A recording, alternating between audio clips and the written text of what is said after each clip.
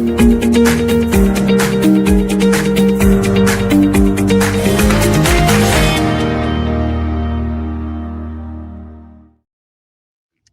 good morning, everybody. This is David Blackman here in Texas, where the temperature is 37 degrees Fahrenheit as we speak. We actually had a freeze on November 30th yesterday in North Texas. Little unusual, certainly not unprecedented, so we can't really blame it on global warming. But here we are for the Energy Realities podcast, the podcast that I always like to brag about. We start on time. Today we're 4 minutes late, but you know, when I was in the oil Guilty. industry, if a meeting started within 10 minutes of the stated time, that was on time. So I'm going to say we were on time today as well. I am here today with Dr. Tammy Nemeth, who is in the UK this morning. How are you today, Tammy? I'm doing well, thank you. It's a bit stormy here, so yeah, it's good. It's good. It's normal, right? I mean, you're Yep, in the UK. normal for It's this gotta- time of year. Yeah, exactly. Come on. Irina Slav in Bulgaria. I understand it is warm in Bulgaria today. It's warm in southern Bulgaria today. It's chilly in the west, in Sofia, but here it's sunny, it's lovely, but it does get cold during the night because winter is coming. Winter Never is fails coming. to make an appearance, and this year won't be an exception.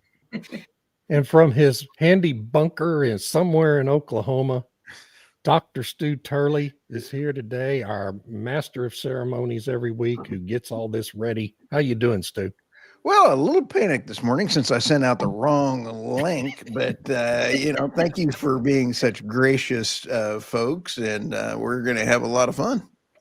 All right. Well, yeah, we are going to have a lot of fun because we're talking about my favorite subject in recent weeks, the global fallout from COP30, the COP30 event that was held in Belém, Brazil, deep in the Amazonian jungle, where they cut down hundreds of thousands of Amazon rainforest trees to build a 11-mile superhighway that to carry these globalist elites, 50,000 of them who flew in on their private jets to the local airport to get them faster into the city center where all the tents were set up to host this thing. It was basically, I didn't even know that until the meeting was ongoing, that the venue for this deal was essentially a circus big top, which actually is kind of appropriate for It's any very huge event. Yeah. It's anyway, the conference wasn't exactly a rousing success, as I think pretty much everyone in the media is reporting it, and everyone there is admitting. I mean, it's really kind of surprising to me how frank everyone has been in admitting they didn't really accomplish a damn thing over 2 weeks. But Tammy, what is your view on the success or failure of the COP30 event? Well, I guess it depends on how you're defining success or failure, right? Yeah. Because if you go to some of the organizations like Carbon Brief or whatever, they list all the accomplishments, of what they believe was accomplished. And I think there's two things that are really important is number one, the agreement towards high integrity voluntary carbon markets. That one I think was really important and is going to have long-term consequences.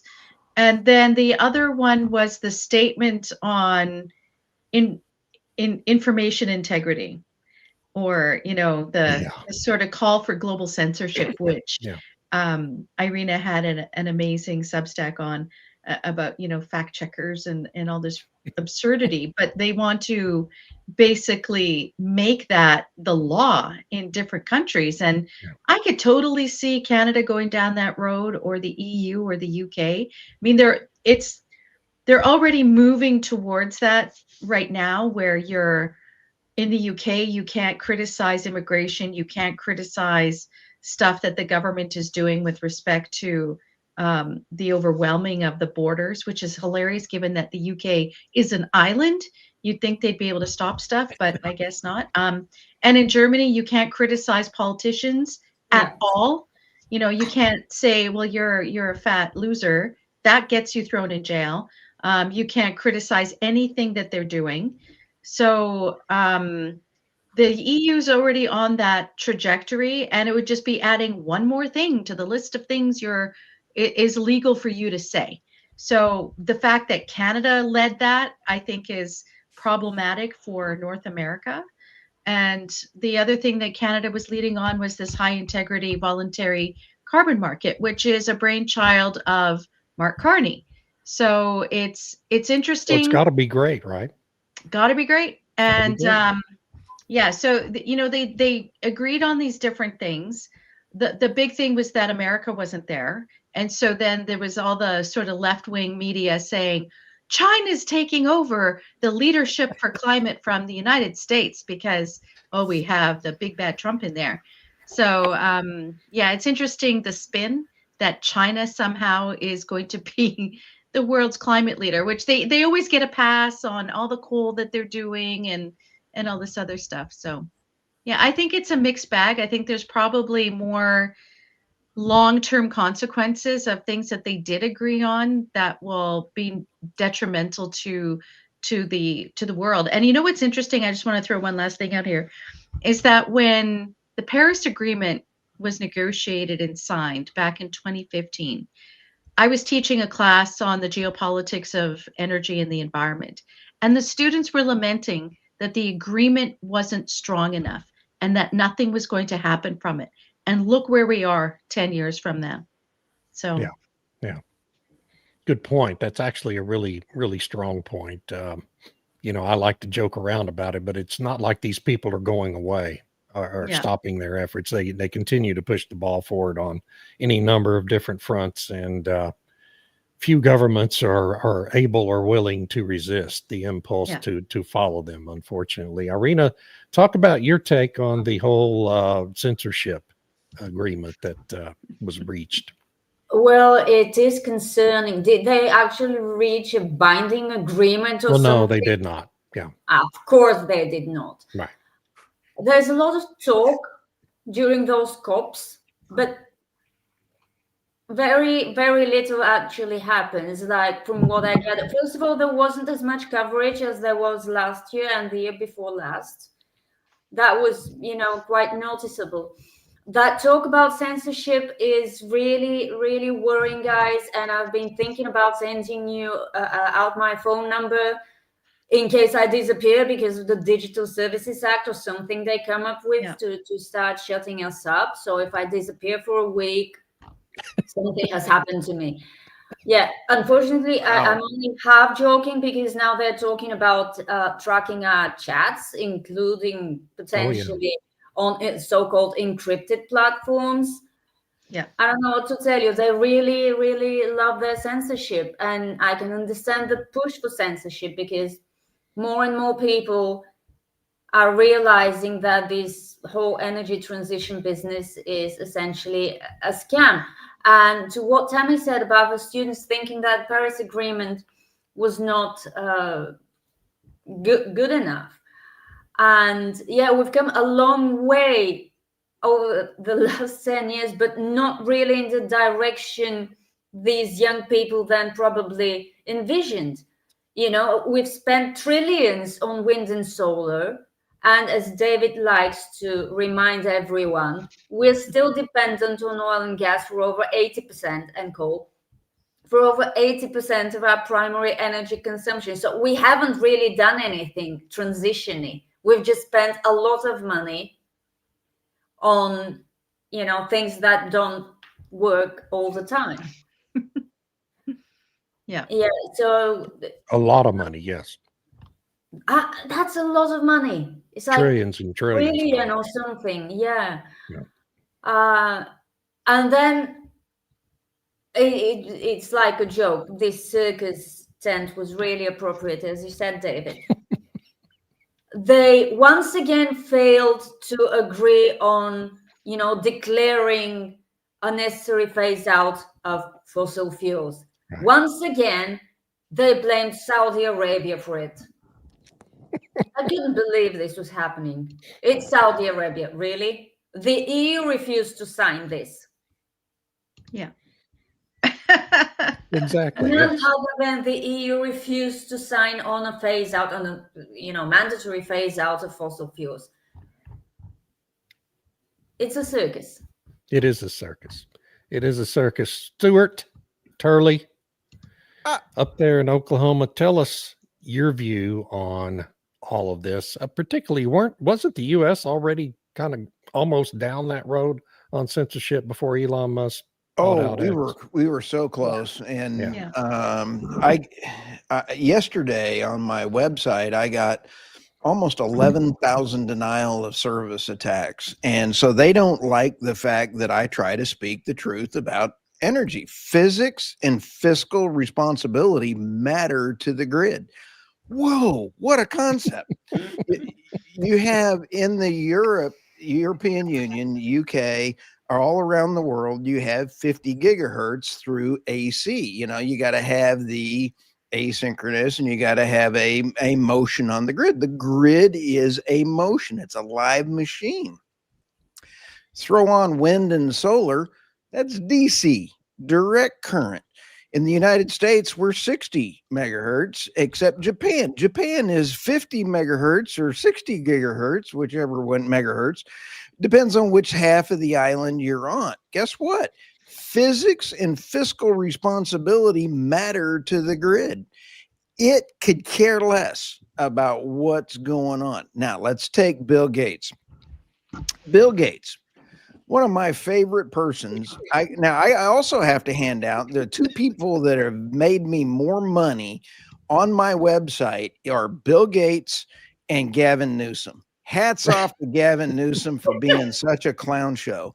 That man has actually driven more traffic to my site. I love all of my California, New York, New Jersey, Delaware, all the people paying high taxes in those areas come to my website. And now here you have Gavin Newsom. I'll talk about him later, but you have him going to COP30 and standing up to President Trump. What a bonehead. Then you have Ed Miliband flying twice, not once, Yeah. twice. Holy, what a Muppet show. That man is absolutely horrific in his energy policies. COP30 proved my point that we are bifurcating into two worlds of trading blocks. Those following net zero and those following deindustrialization are going to be offloading all of their manufacturing to China. And Tammy, your article that you pointed out on Zero Edge about China's building Volkswagen. Volkswagen was absolutely phenomenal. And let me bring that up here. This was absolutely fantastic. You take a look at Volkswagen. This actually follows into absolutely what I'm talking about, the trading blocks. The European Union is facing collapse. Yesterday, I noticed on X that the Italy prime minister is looking at getting her gold reserves back out of the EU. Does that end the EU? No, but it sure weakens their financial aspects. Tyler Duran is a hoot, and he says Volkswagen says it can build an electric car entirely in China, roughly half the cost producing one in Germany. Why? Energy costs. And it is absolutely, these electric cars are going to be built by what? China. Oh, yes. Yeah, by coal. But doesn't that make this Volkswagen is supposedly a German company, right? But if they're building the car entirely in China, is Volkswagen now a Chinese company? But I mean, seriously. Kind of No, like Volvo. Well, no, it's Yeah. not. But It's Well, not but I mean, happen, it's guys. subservient to China, right? It's dependent on China. This is just another example of how every aspect of this energy transition is designed to make Western countries increasingly reliant on China. Anyway, sorry, Stu. No, I would add to that the article said that originally Volkswagen had to set up that factory to produce the vehicles for consumption in China. China was making these new rules where you couldn't export them to China, you had to make them in China. Right. But after doing that, they realized, the supply chains are easier. They get preference in the supply chains because it's for Right. China, and they get all of these other things. they can get things done quicker than in the EU because there's all these reviews and stuff that have to go on. And now they're saying, well, maybe we can make them in China and export them to the EU because it will be that much cheaper. Interrupt for a second and stop you Sure, right there, absolutely. because what you just said is that it's easier and cheaper to get permits to proceed in business in a communist country Yeah. than it is in the European Union. Yeah. And much easier, not just a little easier, much easier. A lot. Yeah. Because the amount of time that they stated in the article was like, was it 18 months difference? Which is significant when you're, I forget, it was a really large number. And I'm like, wow, that's that's pretty big. My goodness. Okay, Stu, I'm sorry. You got interrupted there. Go back to your sorry. trading discussion. I'm having fun. You guys are bringing up great, fantastic points, and that's why I love this podcast. When you sit back and take a look, it proves my point that the trading blocks are changing. The deindustrialization is tied to net zero. Net zero at COP30, I think the COP30s absolutely are eviscerated financially. In the United States, we are about to find out how bad fiscal responsibility and grid physics matter when we get rid of the subsidies. In Texas, where I spent half my time, you gotta love Texas. We have 182 gigawatts of nameplate capacity, but peak demand was only, David, are you ready for this? 82 gigawatts. Now, guess what they're planning on? Data center new demand is 120 gigawatts. By 2030. And in the words of Jasmine Crockett, one of the most incompetent Congress people we have, the math ain't mathing up. I can't math up fast enough to be this stupid. I went to Oklahoma State University, and this is absolutely horrific. You can't put 120 gigawatts of capacity on 180 gigawatt without going financially broke in a system. That's just one piece of the entire United States grid. This is an amazing thing. Guess what's happening to Europe? The same thing. Anyway. Okay. So Texas's surplus of capacity, though, is mainly due to the fact, isn't it, that we have built out all this wind and solar, which only operates at a less than 25% capacity factor, right? That is correct. Yeah. And when you sit back and take a look at the storage, you take a look at everything else, how much extra are they paid to be shut down?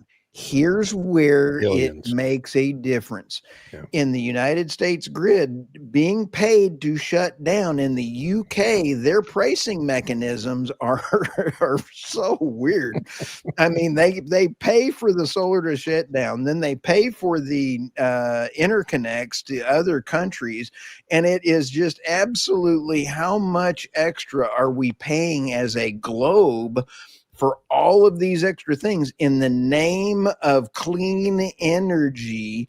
It is not clean because you're paying to shut down the wind. You're paying to shut down the solar. You're then paying to have the solar panel made. And nobody's talking about end of life on this kind of stuff. Oh, yeah. That's when it's going to get really expensive. Oh, we're $89 billion for wind only liability in the United States. Yeah. That is a liability that's sitting there waiting to happen. And I drive by all those wind farms in Texas all the time, and they're starting to fail. Oh, yeah. They're getting old and rusty and dilapidated, and it's Kinda coming like on me. a lot faster than the industry claimed it would. Yeah. So I have two roundtable discussion topics I want to throw out to the group. The first is Greta Thunberg. Greta Thunberg in the middle of the COP30 meeting. Greta, of course, for the last year or so has lurched off into anti-Israel activity over the war in Gaza, and God bless her for that, because we didn't need her in this environmental discussion. But now she's back on the climate change thing, and she was in Venice recently, about 10 days ago, pouring dye into the canals to turn them green. is, and I just want everyone to comment on whether or not that's an effective tactic for the poster child for the green movement to be using during COP30. Tammy, you go first. It's what they do. I mean, that it's that It's what they do. performance art that these activists, especially the young people, they push that. There's always some kind of theater. I think it mixes with the whole carnival circus attitude, but I think it's really wearing thin. I mean, they've been doing that kind of stuff for 50 years now, whether it's, they pretend to have a die-in or a lie-in, or they spray buildings with paint and make it look like blood, or, now they're painting the, putting, and I was like, what about the fish and the what happens to biodiversity when you put They say this it's dye in? non-toxic. It's completely safe and non-toxic. Of course Sure. it is. Of course, whatever. Right. So's the U.S. food system. Yeah, but so I thought it was interesting because now that the whole Palestine thing seems to have dissipated with the whatever agreement that's been done, now Greta's pivoting back to climate, like Yeah. a cause she's trying to find to have purpose. Can't she just enjoy her money? I know she's worth a lot. Yeah, maybe start a meaningful career, but I guess once you're a cause warrior, justice warrior. Has anybody thought to sit back and look at her parents, what selfish beasts these people are? Yeah. To sacrifice their child's childhood for their own gain? Yes. Well, they certainly did that. Yes. Just thought I'd ask. Okay. So second roundtable topic.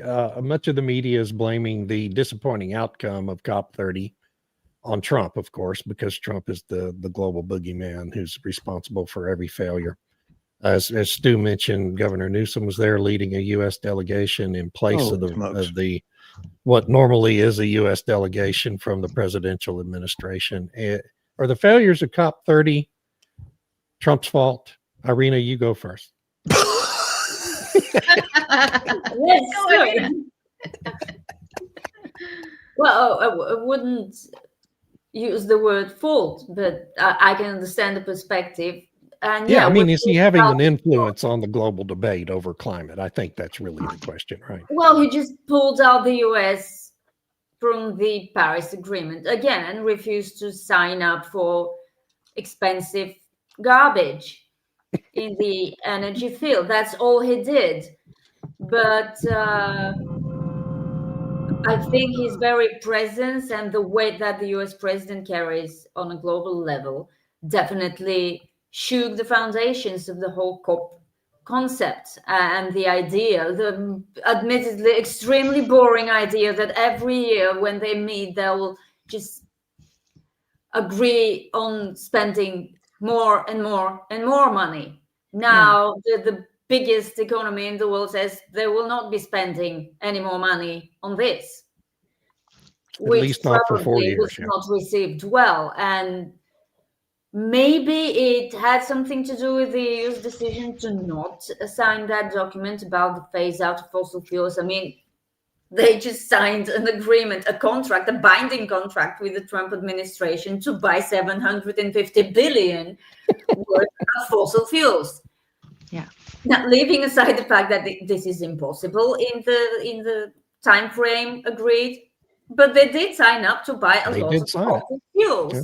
So they can very well at the same time. Well, they actually could, because that's the kind of people they are. They could have signed up for the phase out of fossil fuels, but I'm sure they were afraid that, Trump would say, "What are you doing?" Yeah. So in that sense, yes, it was Trump's fault, and I'm very grateful for it. So, Stu, is it Trump's fault or credit?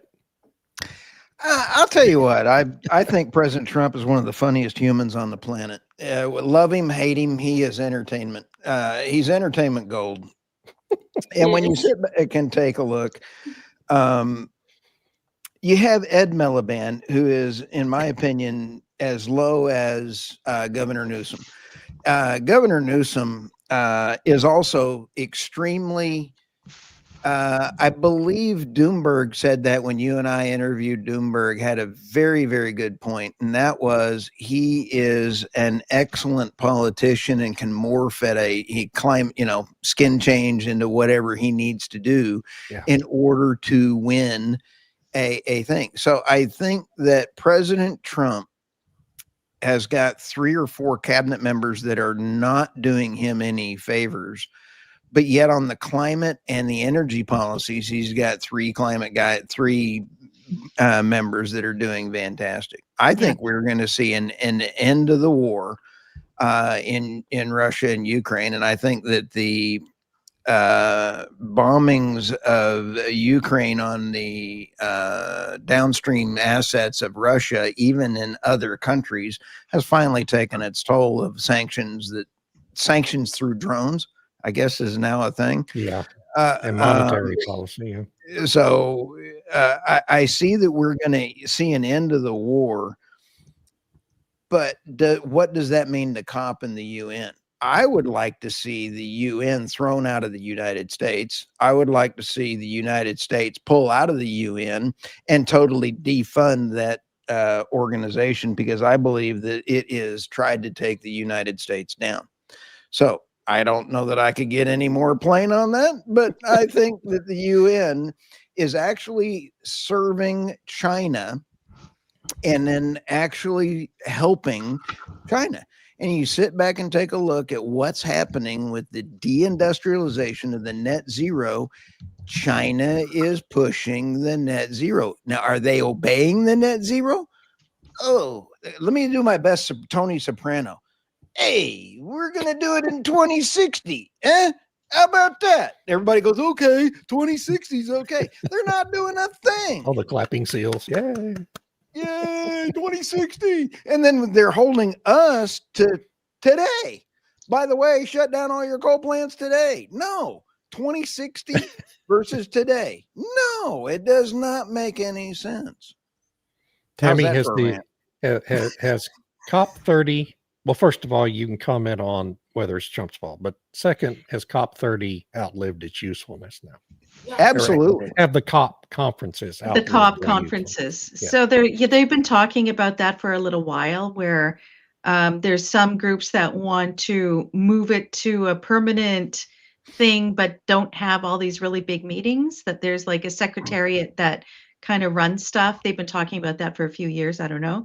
But I was listening because, of course, Radio 4 and in the BBC Radio 4 had like an hour, and I was in the car stuck in traffic, and I'm listening to this going on and on about COP30, and they were talking and interviewing some of the people there and stuff. And the interviewers said, does this process, do we need to just leave it go and move on to something else? And one of the people said, actually, no, it's really important to have these leaders come together in person so that pressure can be brought to bear through personal relationships. And I thought, yeah, that makes a lot of sense, because if you're on Zoom or whatever, you can just kind of go, whatever, sure, maybe we'll do something, and then not really follow through. But when you have that personal pressure, you're in the room there, you form this relationship that can make a difference, which is why the World Economic Forum has to have the meeting in person in Davos in order to leverage those personal relationships. And the lady on Radio 4 actually said we can leverage that and leverage that for action. So it's like, okay, that's one of the reasons why they keep going through this performance. And I want to give a shout out to David Zarek at the Firebreak, because he had a really good piece about sort of almost the kabuki theater that goes on at the COPs and how important that is. Yes, I think Trump was one of the reasons for, I wouldn't say architect, but one of the reasons for whatever failures they think has occurred there. I think their progress didn't go as fast and as strong as they wanted. Even the G20, which happened to overlap a little bit with COP30, the really big leaders declaration, which is like 100 and some points or whatever, the climate was mentioned 28 times Yeah. versus previous declarations where it was like 70 or 100 or whatever. So even like the G20 is like, well, this is stupid. I don't like Trump and America didn't want to sign on to any of that climate stuff. But again, they talked about voluntary carbon markets and so on and so forth. So it's interesting that we have this global Trump effect to sort of slow down what they're pushing for net zero. But honestly, I think that the EU and the other countries that have really been pushing for this for a long time in order to undermine America, I feel like they're just waiting. They're waiting for 2028 in the hopes Yeah. that a Newsom or AOC or whoever runs for the Democrats wins, and they can go back on this track, on this trajectory. Yeah. So your comment about the utility of face-to-face meetings reminds me that this is also why the Illuminati and the Bilderbergers also meet face-to-face every year, right? So anyway, getting down the conspiracy road. All right. Well, yes. I love Rodney. Rodney's Yeah. comment is fantastic. If they didn't have these personal relationship meetings, most of the world's problems wouldn't exist. Rock true. That's on, absolutely Rodney. right. Today is Monday. Rock on Monday for Rodney there. Great job. I want to add to that. Thank you for that comment, Rodney. That's really great because the person who kind of set that all up was Maurice Strong, and he did it through the first UN Earth Day climate meetings in Stockholm.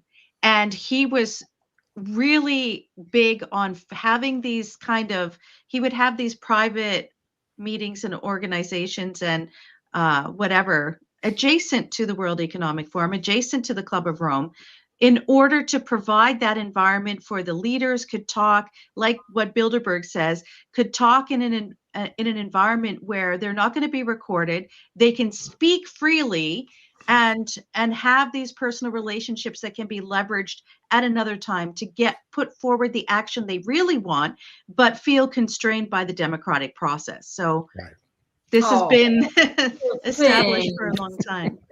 And they still couldn't push the carbon tax, the global carbon tax. They've been talking about this for ages, and they couldn't even do that. Yeah.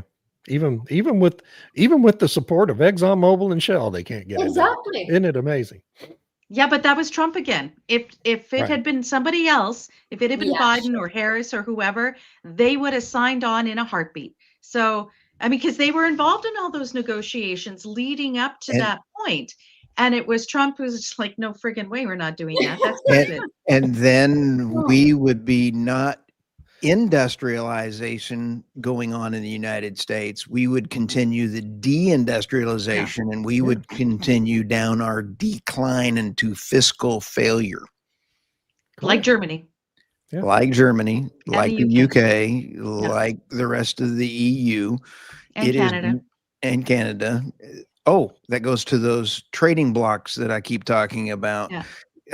United States is going to end up doing business with Russia, India, Saudi Arabia, the Middle East, and much of Asia, and it's going to leave the other block. The world is changing, folks, and if we don't realize that, it's going to be along the net zero line. Yeah, it's been building with that, I would say, since COVID, right? Where you really saw that differentiation once Biden came into power. It was really a clear delineation. You had America, the EU, and all the net zero fanatics, and then you had the BRICS, because we're like, we don't want to do that. We want to do our own thing. So now, yeah, it's interesting. Like I've said before, America seems to have switched sides now, where it's like, we're going to join the BRICS countries or something, have our own little alignment. I think you're going to see something other than BRICS come rolling in. And I think that it is BRICS did its job. And I applaud them for doing that. But if you take a look at the gold number, now I mentioned I'm going back to classes to get my day trading license so I can lose money faster. When you go back in, I give no investment advice, but I'm learning from my father, who has been a day trader for 20 years and is doing quite well. I'm like, hey, why am I working so hard? I'm going to follow him. So you sit back and look at the financial things going on around the world. what is the number one change in the global economics right now? Financing of gold. People are buying gold hand over fist to go away from the petrodollar. Is the petrodollar dead? No, it's about down to 58%. And you take a look at what's going on in the petrodollar. Now, if the petrodollar going to kill the US dollar? No, the US dollar is following the way of the British pound sterling. But you take a look at the investments coming into the United States by trying to reindustrialize. All of this is tied together. And it is an amazing thing that when you see net zero equals deindustrialization equals new trading blocks, this is a big issue. Big fat hairy deal. And it's Okay, all we have tied to one more gold now. comment from Rodney McKinnis. We have to defeat the climate hysteria globally while Trump is in office. The door has been open to win this war for humanity, but time is limited because we don't know who will be in power next for the United States. It's not enough time. It's not enough time. Yeah. This is why Steve Bannon and others keep saying we need a third Trump term because 3 more years is not enough time to accomplish all that. Yeah, no, I the think that's brainwashing has been going on for a very long time. Yeah. Oh, All right. Can I just clarify the comment I made earlier about the Volkswagen factories in China? Yes. They're normally it takes 50 months to develop a vehicle, and the article said that operating in China reduces that by 30%, which means it's 15 months. So it reduces the process by 15 months. Wow. Which That's is still amazing. That's still a lot. That's So incredible. 35 months to. And the EU government should be embarrassed by that fact that a communist government is able to move so much more quickly. They're we don't shameless have as a Gavin Newsom. government yet. Please. Okay, let's wrap this up and go to the article, Stu. I think it's time. There you go. I think I got these right. I'm smoking crack evidently today as we started a little late this morning. But Tammy, are these your stories? Morning, or my... Yeah, those are my stories. So it's basically all about the memorandum of understanding between Alberta and the federal government in Ottawa about maybe what it will take to get an oil pipeline to the Pacific coast. And there's some people out there who are praising this as a big victory, but when you read the details, it's not really that great a thing. And there's been other articles like the New York Times and Semaphore where they're saying it's a done deal, that this is an agreement. It's a memorandum, a memo of understanding, which means nothing. It's not binding. It's not an accord. It's not an agreement. It's like, okay, we agree we're going to talk more about these things. We're going to have an implementation committee set up maybe in April. We're going to talk about stuff. And I think what I would say for, I'll just talk a little bit about the specifics of what's in this memorandum of understanding. Alberta commits to sinking money into carbon capture storage, and it's the absolute requirement to even think about an oil pipeline. Alberta agrees to increase the number of interconnections to try and reduce the amount of natural gas that it uses for its power, seems to be the subtext there. And so this is hilarious because the agreement or the accord, sorry, not even the accord, the memorandum of understanding, the MOU, says that it's really important for LNG to go to Asia. So on the one hand, they're encouraging Alberta to develop nuclear power to generate electricity while exporting their abundant natural gas to Asia for electricity. And they're supposed to phase out their power facilities that are on natural gas. Do you see how it's kind of like, okay, we have all this natural, we're not allowed to use it for power by 2050. It's just all about virtue signaling about climate, right?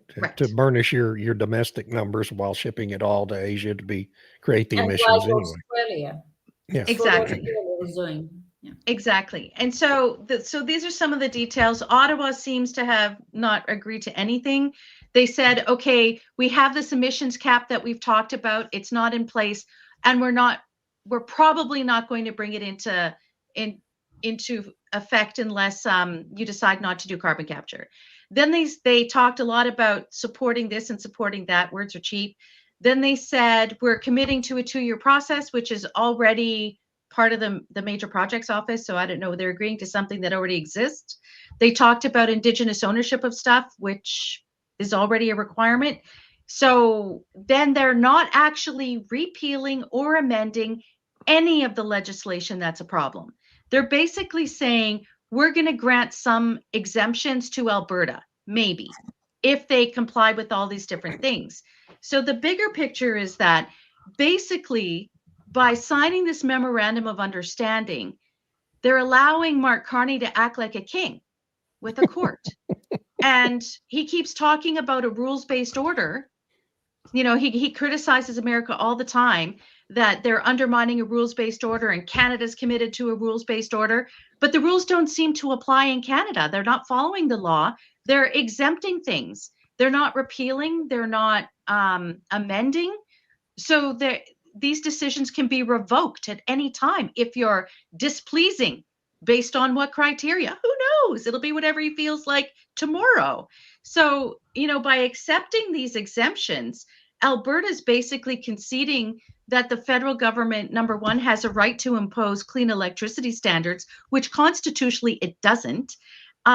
It's also conceding that the federal government can act like a king in a court to make decisions based on whatever the whims of the day. So I just hope he doesn't eat any sauerkraut, because maybe he'll be grumpy and then say, I'm revoking these exemptions. So, and then lastly, my last point in this, and then I'll shut up, is that, I'm really concerned about some of the rhetoric coming out that we should just be happy Mark Carney agreed to something, sort of, in a memorandum of understanding, and stop criticizing stuff because people just don't want to win.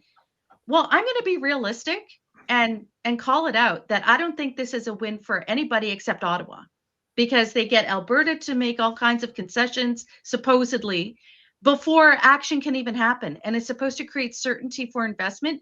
What investment is going to go forward where they have to make all of these commitments for carbon capture storage before they can even consider a pipeline? And who's going to do a pipeline when the province it has to cut through and the Indigenous groups say no, and the federal government still has a tanker ban in place? And they're like, maybe we'll think about changing the tanker ban once people come forward and agree to build a pipeline.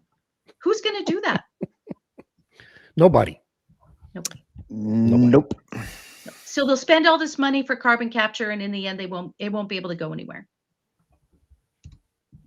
So that's my little 2 cents. Yeah, well, hopefully, just because it's a memorandum of understanding for Ottawa, it's also a memorandum of understanding for Alberta. So they might not do it.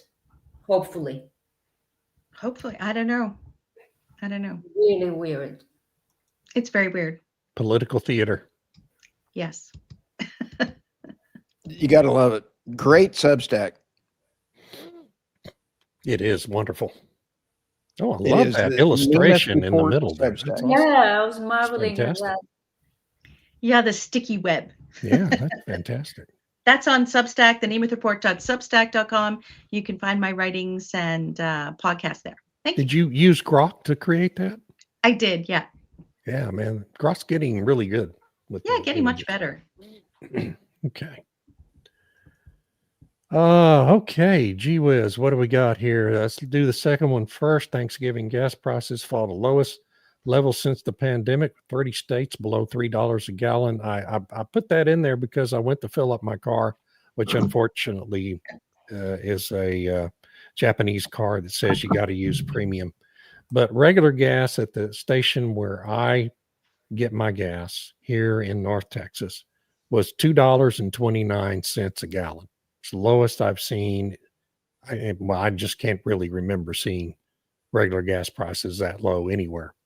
So, maybe 30, 40 years ago. So it's really low, and that's cheap gasoline, and it's just because of a number of factors. But still, the media is complaining that it isn't low enough because oil prices are lower now than they were a year ago, and it's only a little bit lower than under Biden a year ago, and yada yada. People are never satisfied. You adjust these prices for inflation, and gasoline prices in the United States are lower than they were in the mid 1970s.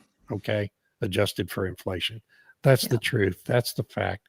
People need to stop whining about gasoline prices. Second, here in the United States. But Trump can never do anything right. It won't matter. Exactly. It could go down to $1 a gallon, and they'll still say it's Trump's fault about something. I mean, you still got the media claiming we're in a recession when consumers are going to spend $250 billion over the Black Friday weekend, all-time high. Consumer spending up 9.1% year over year on Black Friday. I mean, this economy is booming, and we still have the media claiming we're in a recession. It's insane. Stu, what were you going to say? Yes, it's Trump's fault. But on the other hand, when you take a look at the oil industry, everybody is saying we're in an oil glut.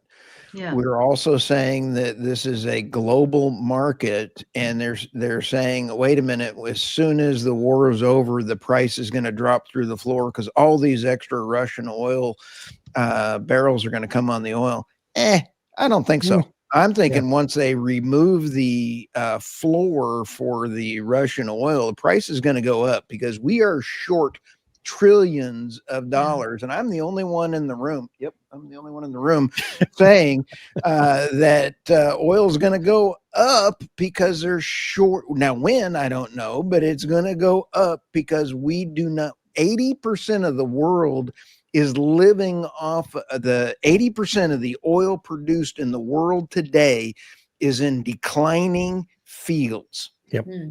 It is a normal decline curve that happens to oil and gas. Guess what happens? We're going to need trillions to be put into it rather than the trillions that went into renewable wind and solar. It needs to shift to something else. Anyway, yes, it does. Sorry, David. I did not mean to interrupt. No, that's okay. My second story is about John Kerry, who was, I think it's just totally appropriate, knighted by King Charles, the other big climate scold over there in the UK, decided to award John Kerry, the US's, along with Al Gore, one of the two main climate scolds here in the United States in this century, with a knighthood, which is just ludicrous. What? I mean, John Kerry's that. a lifelong fraud. And anyway, during that, he said nasty things about Trump and United States CEOs. I wrote a piece at the Daily Caller about it. Y'all can go read that. It's up there live today, and it's very entertaining. And I will turn this over. I don't want to take up any more time because we're running short. There's my Substack. My Daily Caller piece, as it happens, is also at the top of my Substack, so you can go there and read it too. I love Jeff. Jeff Chestnut. We have an oil glut. We have a media with accelerated Sorry, Jeff. Jeff is great. Yeah. So my stories are 2 weeks old, but I really like them, so I haven't looked for new ones. So the UK Chancellor of the Exchequer had this idea to start taxing EV drivers. I don't know what happened with it in the end. Did it remain in the budget? Did she even present the budget? She did last week. It was on Thursday. Oh, okay. Or So Wednesday. that's good news because someone's starting to think that EV drivers get all the benefits and none of the responsibilities except for, observing the traffic code or whatever it's called. But yeah, I wonder how this will impact EV sales in the UK, even with the subsidies. But it will probably not impact them negatively because they also approved a package of, what was it? A couple of £1 billion to support more EV sales while taxing EV drivers. Yeah, these people are it's a bold strategy. Geniuses. Yeah, amazing. Even more amazing is Germany, which has been using a lot more gas than usual for this time of the year because it was colder than usual, and that's hampering Europe's stockpiling drive. It isn't, it's hampering Germany's stockpiling drive. Most countries have filled up their reserves. Germany is being slow because it's using it. And I made a screenshot a couple of weeks ago. The rate at which Germany was filling its gas storage was like a tenth or 100th from the rate with which it was withdrawing. Germany is using a lot of gas, which is why it's also building new LNG import facilities, which it's going to be using for green hydrogen in the dreams of those who approve that construction. In the meantime, it's going to be importing even more LNG. So that's good news for American exporters. Well done, exporters. And also in the meantime, this just in from today, the Eurozone's PMI is below 50 again. Huge surprise. I'm amazed that Reuters didn't lead with, with the headline shocking or surprising, Yes, but it didn't. So if even Reuters has dropped the pretense, then it's really bad. And guys, we're joining that very same Eurozone next month. Oh, poor you. Great. Yeah, Oh, it's fun. It's fun to Yes. be in Europe. another wonderful Substack. Thank you. And you can find me at Irina Slav on Energy. Apparently, my readers don't want me to rebrand because they don't have a sense of humor. And I'm joking when I say this because my readers have the best sense of humor on the whole of Substack. Thank you, everyone, for reading my writings.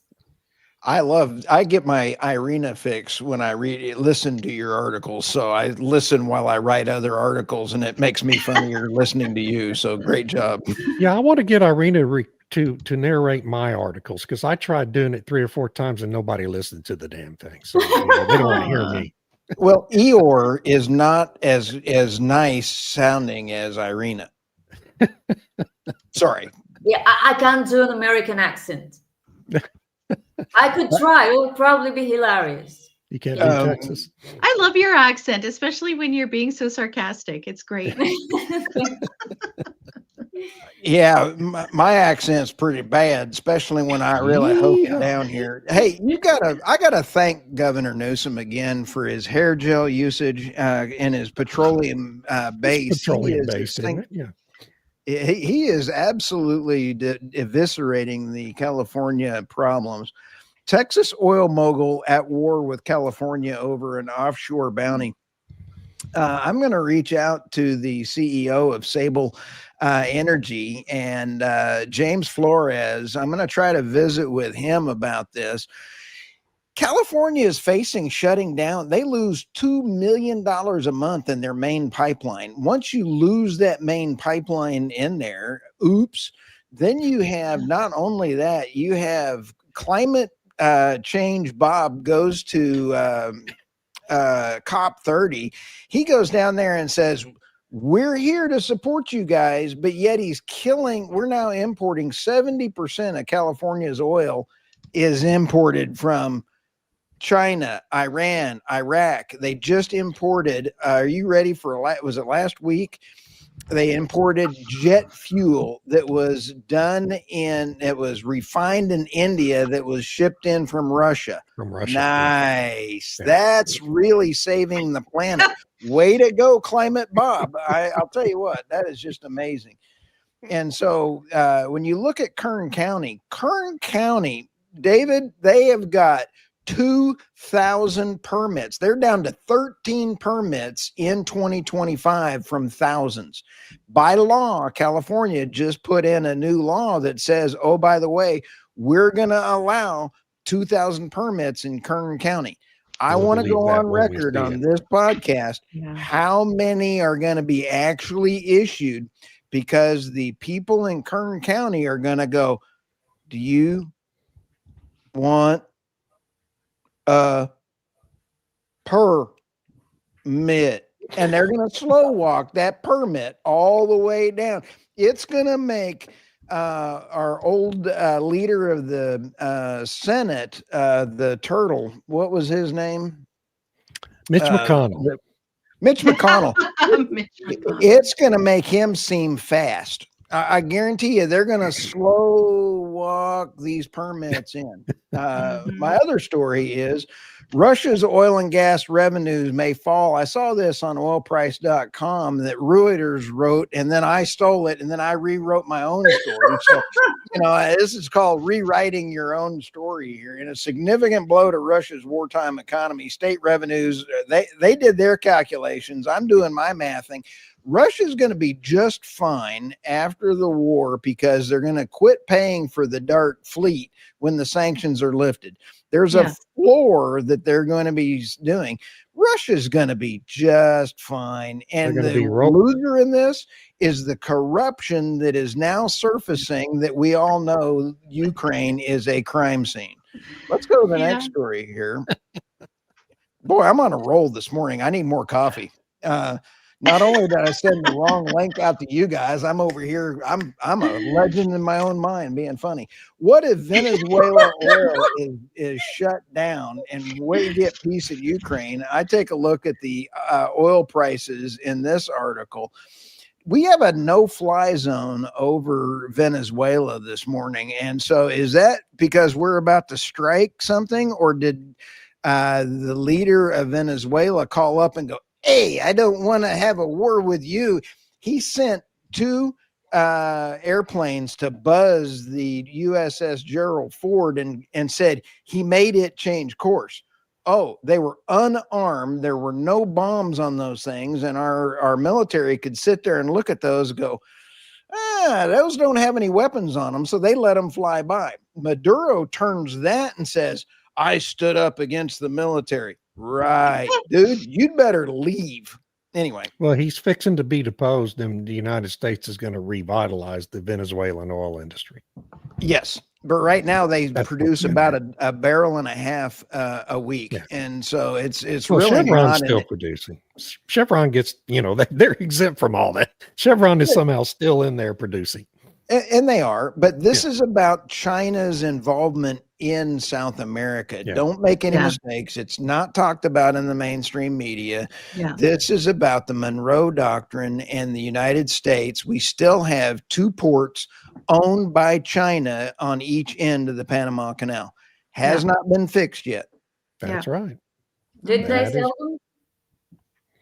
They were supposed to sell Larry Fink and BlackRock, but that didn't actually happen. It didn't go. All right.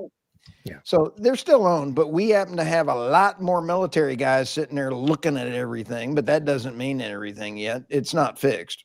There's a reason why, folks, that about 40% of the United States' naval fleet is massed in the Caribbean right now. Yeah. And you can find me on theenergynewsbeat.substack.com or energynewsbeat.co or energynewsbeat.com. And this was a fun show. Thanks for letting me just absolutely. It was such fun. This was fun. And I appreciate everybody for being patient and cooperating so well with my deft guidance of the discussion. And absolutely. Thank God I won't be doing it again for a month. Anyway, appreciate everybody joining in. We're out of time. And Stu, what last word for the good of the order? We are going to have a fantastic week, and I guarantee you that the world is healing. And I feel that even there is hope for the UK, Canada, and the EU. I think that what about the UN and COP? Absolutely. UN and COP. I think the UN is going to be eviscerated and defunded. And I think that that's going to actually be a great thing when you have people like Greta looking for becoming a secretary, or hey, maybe she can dye the Caribbean green. There you go. Or surely there's plenty of dye for that. Who was on the Love Boat? The lady that was the cruise director for the Love Boat. Maybe Greta could be the cruise director for a Carnival cruise. She would be great at that. There you go. All right. And with that, let's end this one before I go totally. Yeah. Boy, I got all kinds of stuff. Thanks for the comments. Have a great week.